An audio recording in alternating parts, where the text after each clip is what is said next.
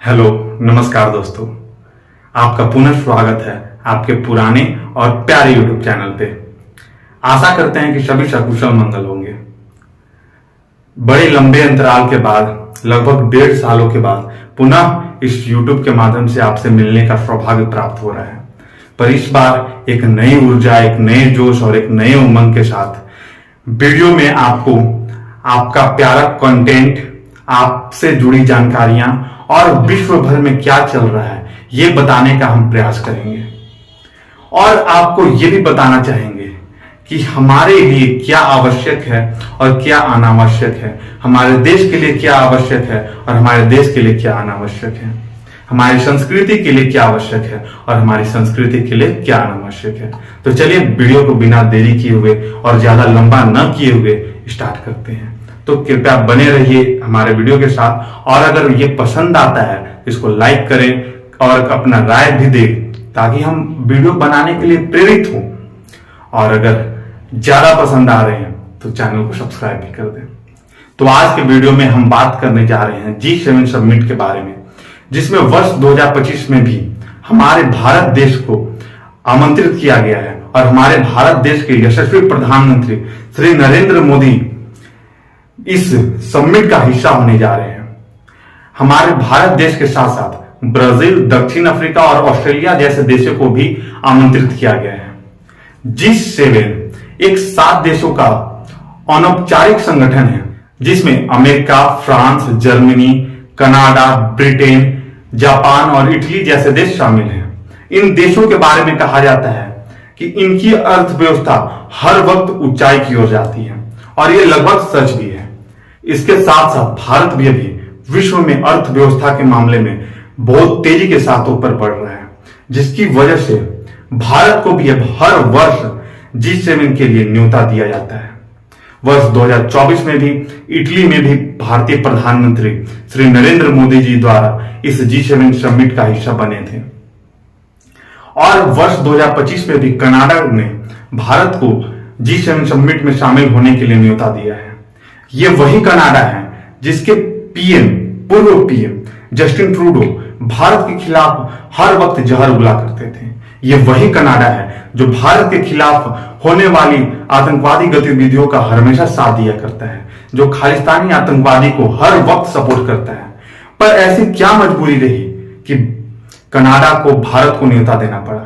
इसके पीछे एक कारण है भारत के यशस्वी प्रधानमंत्री श्री नरेंद्र मोदी का सफल नेतृत्व।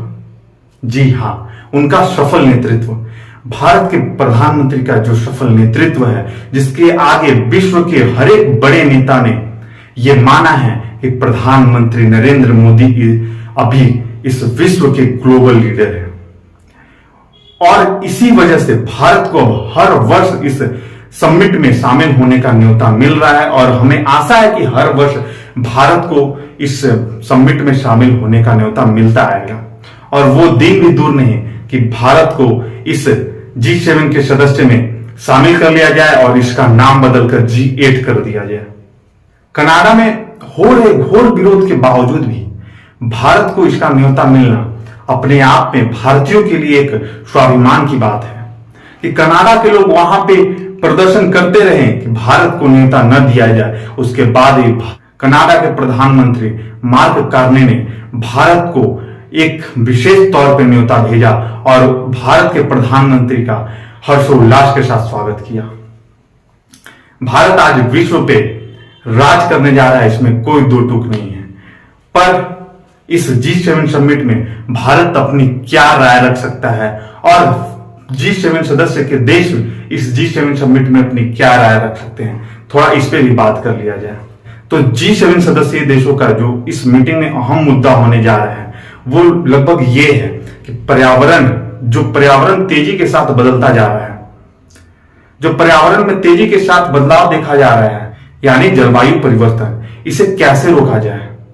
और दूसरा, विश्व में शांति कैसे बहाल की जाए, क्योंकि हर तरफ अब युद्ध का माहौल बनते जा रहा है। जहां युद्ध रूस यूक्रेन युद्ध से शुरू हुआ और अब बहुत सारे देश आपस में युद्ध कर रहे हैं। अब इजराइल और ईरान भी आपस में युद्ध कर रहे हैं। क्या ये युग युद्ध का है? जैसा कि हमारे प्रधानमंत्री श्री नरेंद्र मोदी ने भी कहा है कि ये युग युद्ध का नहीं, ये युग शांति का है, ये युग आगे बढ़ने का है।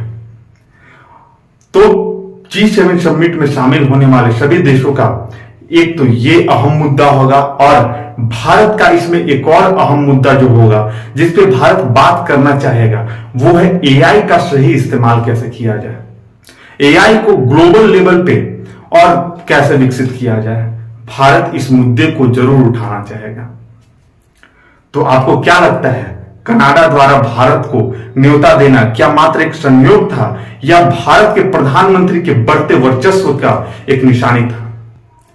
आपको क्या लगता है, एआई का मुद्दा उठाना भारत के लिए मजबूरी है या एआई का मुद्दा उठाना विश्व के लिए जरूरी है? आप अपना राय कमेंट सेक्शन में दें और मिलते हैं अगले वीडियो में। धन्यवाद।